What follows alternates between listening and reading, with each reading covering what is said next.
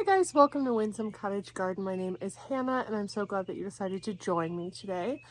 We are in the cottage garden once more, and today we're going to check in on a bed that we spent a lot of time developing last year.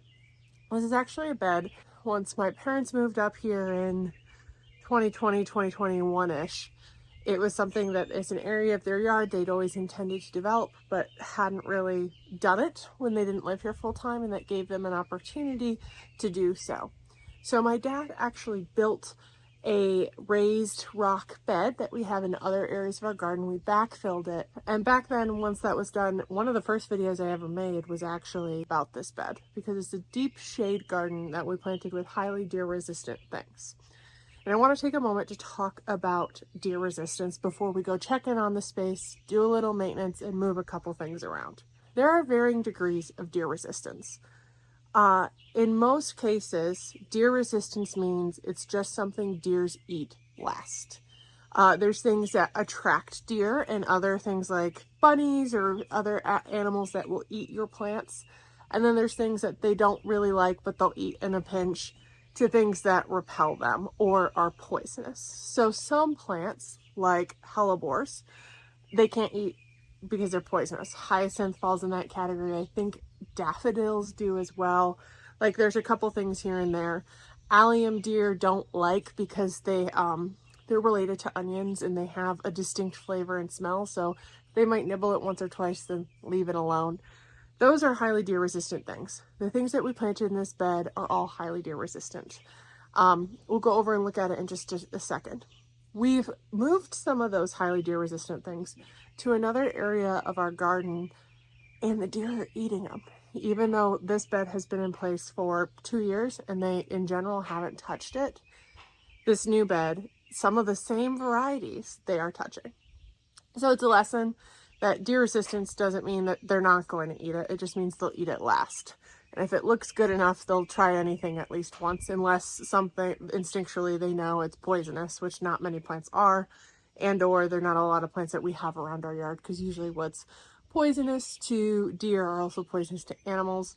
And we do have some dogs that like to chew on things. This is a bed that we actually love how it looks because it's deep shade. It's kind of an odd spot. That we had to get creative and focus on textural differences when filling it up. And it is amazing to see what it looks like now. I'm going to see if I can find a couple of clips from when we were, I don't know if I have any clips of this before we added anything. I'll see if I do. But I know we have some where we added a lot at the beginning of last year. And we're now at a point that it's something I've added to throughout the last season as I've had to move some things out of my house, mostly still be in the like. And it's pretty full. We don't have a lot of space, but we have decided to make one change to it. Here it is, and it's actually in full shade right now. This bed, as I mentioned, is kind of odd because from about here to here, it gets full sun. And then back, it's part to full shade. You also might see my dad coming in and out or hear him shoveling. He's working on our side project, which I will give you an update on either in this video or the next video. But you can see that it is just lush right now. We have this bleeding heart that is absolutely massive. I'm actually good. It's not dying back at all, but I am going to do a little bit of pruning to create some space around this astilbe. This is a mighty chocolate cherry astilbe that we planted last year. That is, I mean, look at all the bloom stalks. It is just doing phenomenally. We have other astilbes dotted around. Our Brennera is actually blooming out. So one of the things I am going to do today is cut that back. I'll leave some of the pretty ones. There's a couple of late to the game blooms that'll get to stay, but these guys will get cut back, and you'll see they've put on their really thick, nice leaves as well. And I'm just gonna go through, take some of the ivy and work it up. We kind of look at this ivy periodically once a month or so. Make sure there's a slight gap between the siding and the ivy. We make sure nothing is attaching. And we'd really like to fill these arches just because this is actually quite a large wall, and I can't really back up right now because we've got like cars and trailers behind me that are blocking this, that we would like this architectural interest to help break it up. And it's something we're managing pretty well. So I know some people are concerned about the ivy up against the house. We haven't had a problem with it. I always like to just kind of preface that. But one of the changes that I am going to make today is we are actually going to be pulling these ferns out. I think there's 3 over there. My dad has already pulled a couple out over here as well. There's actually some right here that I'm going to move to a different container because they're sitting in water. These ferns we just bought on clearance at Lowe's a long time ago, probably 10-ish years ago, and we started with 3 to 5 pots of them. And if you've seen our other garden tours, you know that they have just taken off. We have a huge amount here that kind of have filled up this whole space. We have some down by our boathouse, and we have all these guys. So we've got some along this little bed. We've got some in here. The point is they've spread very well from those 5 containers, and we now have more than what we know what to do with.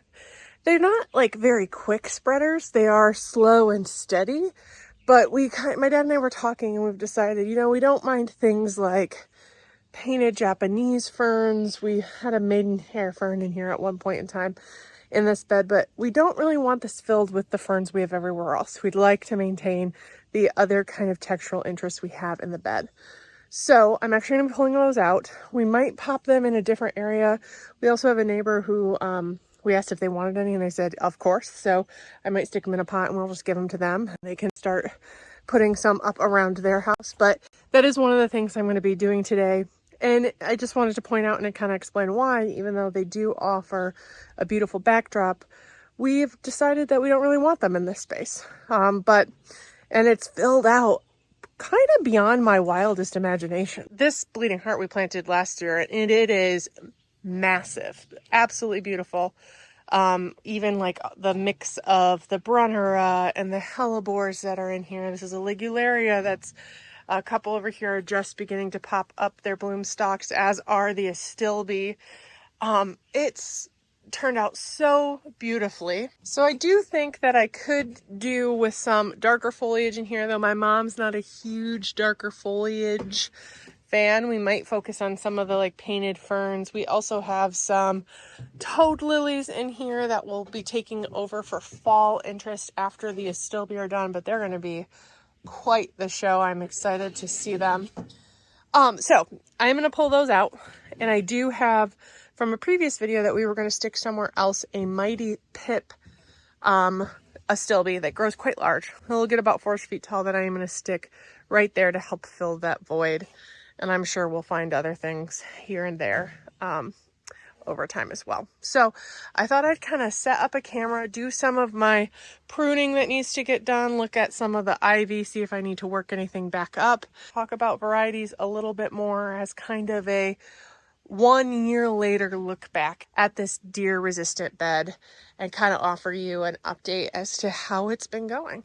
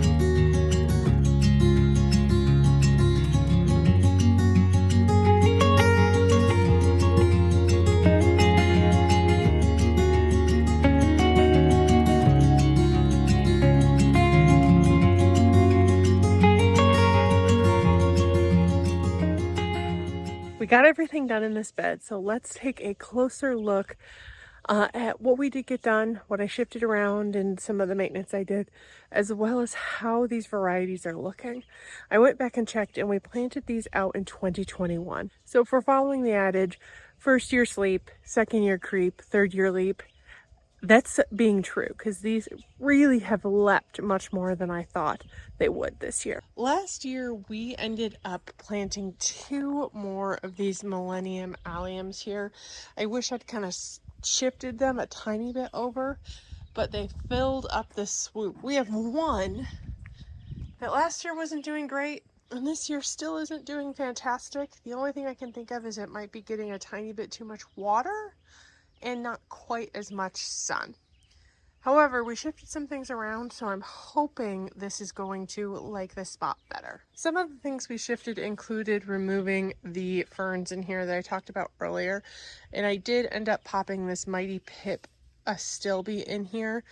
I want to show you the tag. This is what it looks like. This is actually quite a tall Astilbe. It will get about 50 inches tall. So over 4 feet tall. I know that's with its bloom panicles, but still, that is so tall. And it will also get about 3 feet wide. It's USDA zones 3 through 8, and it is part shade to shade. So, in general, it's gonna like this spot. We have some other taller Astilbes in this area, but nothing as tall as 50 inches. So I think this will still be a really nice focal point, even without the ferns that were there. I also think it's going to block the water a little bit, so hopefully keep the alliums from getting overwatered, if that's what that one's problem is. We're also looking at changing the heads that are in these, so that we can kind of see what we can do to help it. But so that's the Mighty Pip back there. This is the chocolate cherry Astilbe that it's been in its place 3 years, and it is going gangbusters. I absolutely love it. We planted a couple more of them over there. You can actually see one that's blooming right now. Right there, that is one. So I can't wait for a couple years when it all looks like this. And then we brought over a number of Astilbes from my house that I don't know the name of, but they're doing really well. Like this one is doing really well. There's another one right here that hasn't put any bloom panicles, but it's, you know, chugging along. A lot of the hellebores that we planted in here are still doing well, and they were put on quite a show in some of our earlier videos that they looked so great. This Astilbe is a unique lilac Astilbe that we planted. I got it off clearance from Lowe's last year, so it is bounced really well. It had gotten a little burnt, but as you expect with things from on clearance, they just need a little TLC and they'll be fine. This is a perfect example. I do have some toad lilies here that are getting a little engulfed, but they're a deep shade plant, so I think that they will be okay, and they will kind of bounce a little bit more. I have some on the side that are looking so good that it's kind of amazing to see. We talked about the Astilbe. I mean, we've got this beautiful bleeding heart that we planted last year that is absolutely massive. I did trim it away from the Astilbe a little bit to give that guy a little bit more room. But even from this view, I really like these two Astilbe next to each other. I think it's going to be great. And one of the other things that I spent some time in is just kind of looking at the ivy, but I looked at a video of this and last year it was like here. So it has just gone over so well, and I can't wait for this to be completely covered. I think that's going to be so pretty. I do just kind of go through with this because, you know, ivy can be damaging. We have some space, it's kind of hard to see, between the siding and this trellis, and what I do is kind of just come through once a month and make sure if anything's resting, since they do have aerial roots, that I just move them. In general, not a problem with them. We can also fit like a snow stick behind it, so sometimes I think once it gets taller, that's what I'm going to do, is do a snow stick just to make sure. The other thing though is this has already fallen down. We don't really want it to take over this bed. So I just kind of push them back up, push them up, and tie them back in. Our original plants on either side. So they really like this area. It's a different view, I suppose, of the other things that are in here. We have 3 ligularias. This one doesn't have bloom stalks, you can see, however, they are down in there. For example, there and there.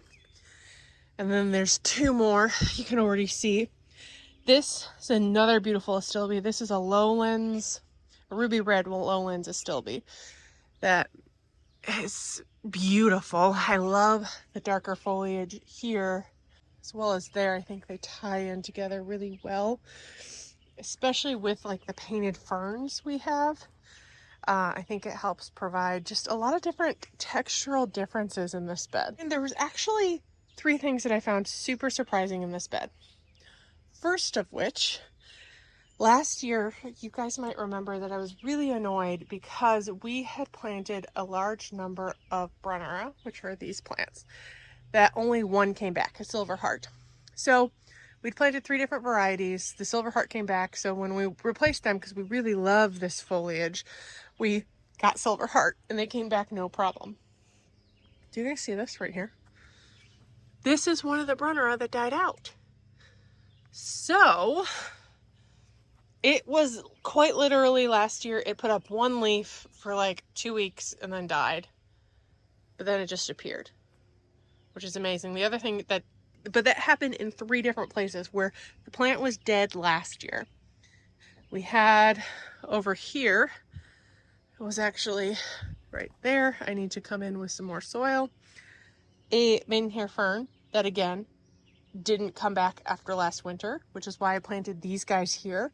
I was doing some pruning and I found it, so I dug it up and moved it because it's too close to things now.